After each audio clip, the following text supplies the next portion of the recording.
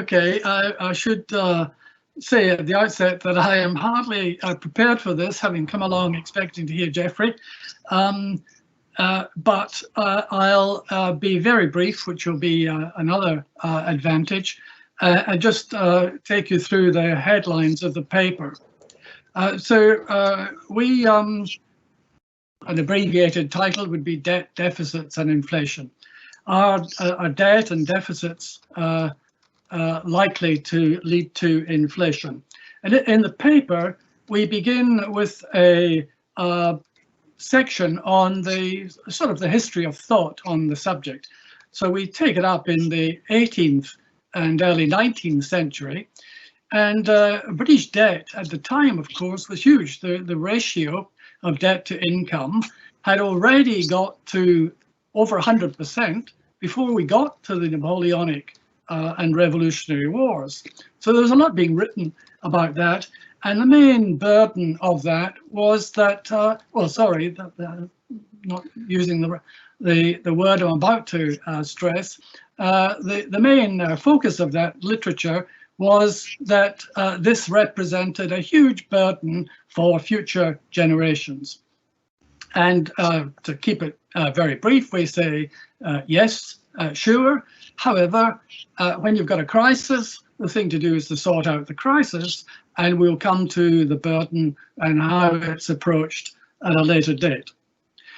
We turn then to the question of debt sustainability and how it was approached in relatively recent times, because the subject got a lot of attention in the 1980s in particular.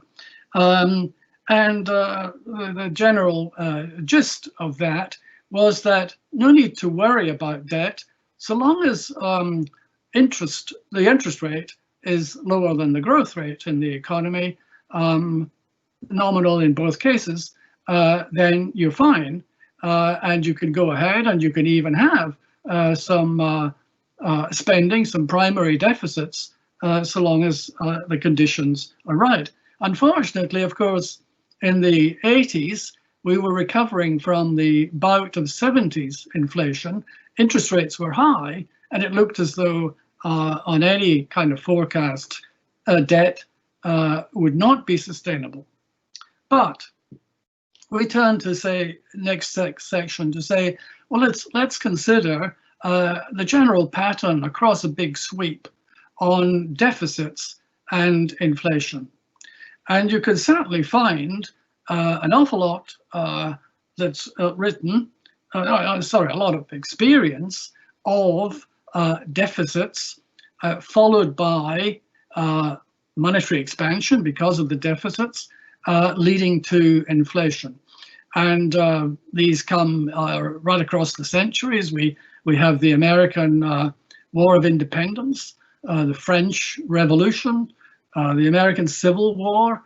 We go into the hyperinflations of the 1920s, more hyperinflations of the 1940s, and to, of course, a big sweep of it across the second half of the 20th century. Now, it used to be common in economics textbooks to find that these very high inflations and hyperinflations could usually be found in wartime. And we say no. In fact, these rapid inflations are the product of civil war. You can see the American War of Independence in that light, of course, the French Revolution, straightforwardly, American Civil War, and the 1920s and the 1940s are the same again. Russia, Poland, Austria, Hungary, into China and Greece after World War II. And the explanation, very briefly, is there needn't be a problem in wartime, but in civil war, or you can simply say extreme social tension, upheaval, or pushing it a little bit further, you could say these are social forces arraigned against weak government. But the outcome is that the tax base is falling, and the spending is rising as the established authority tries to placate the revolutionary or opposing group, and a huge deficit opens up. And there's no way of covering it. There's no way of holding on to the tax base or trying to contain spending.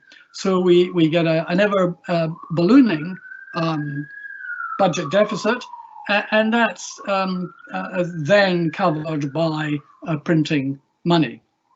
So next section says, well, is it inevitable that inflation will follow widening deficits? So we turn, in this case, to the British experience and say, well, no, it's not necessarily.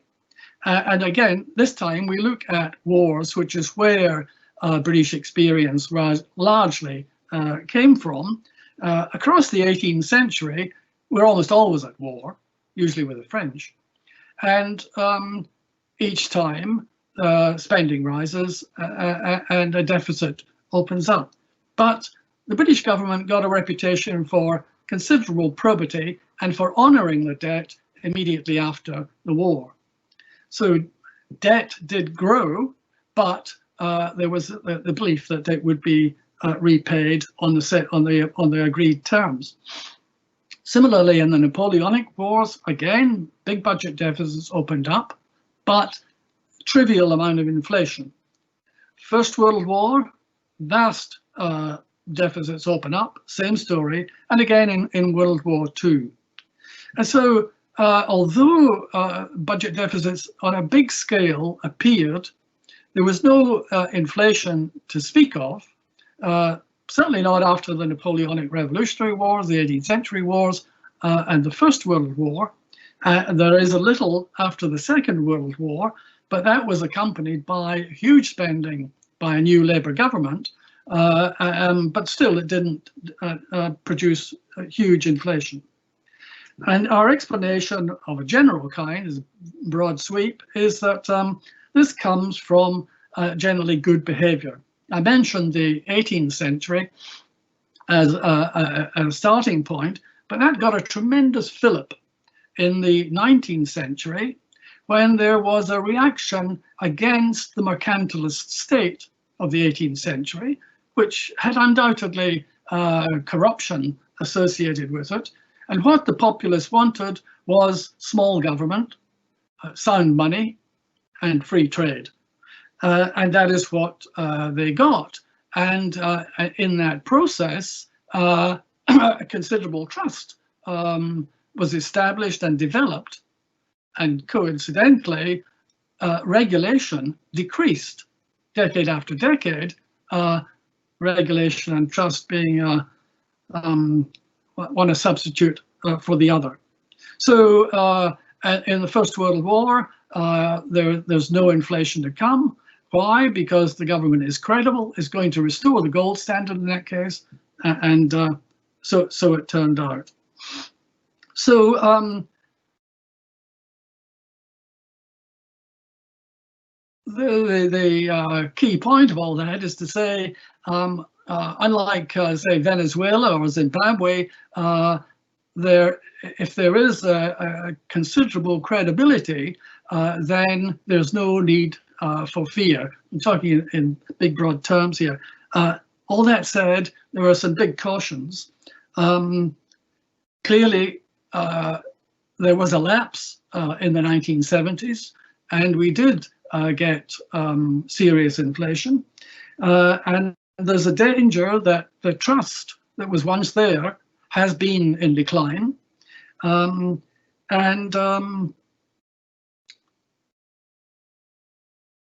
I had another thought, which is, for the moment, deserted me, but in order to keep to my promise of brevity, let me just leave it there.